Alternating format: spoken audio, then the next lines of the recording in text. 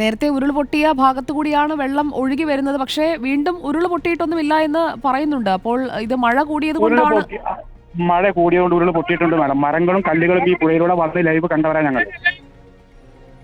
അപ്പോൾ മലയിൽ വനത്തിലെവിടെയോ ആയിരിക്കാം അങ്ങനെയാണെങ്കിൽ. ആയിരിക്കാം. അത് നമുക്ക് കുറച്ച് കഴിയുമ്പോൾ അവിടെ ആ ഭാഗങ്ങൾ പോയി പരിശോധിച്ചാൽ നമുക്ക് മുണ്ടക്കൈ ചെന്ന് കഴിഞ്ഞാലാണ് അത് ഏത് ഭാഗത്തുനിന്ന് വന്നത് നമുക്ക് മനസ്സിലാക്കാൻ കഴിയുള്ളൂ.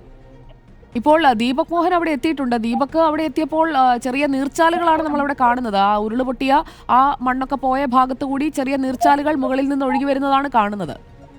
നമ്മുടെ ചൂരൽമല സ്കൂൾ റോഡ് പുഴയല്ലേ, പുഴ ബേലിപ്പാലത്തിന്റെ താഴെയൂടെ പോകുന്ന പുഴ ഫുള്ളാണ്. ബേലിപ്പാലത്ത് മാറാൻ പോലീസ് ആവശ്യപ്പെടുന്നുണ്ട്. ഇവിടെ SP അടക്കമുള്ളവർ എത്തിയിട്ടുണ്ട്.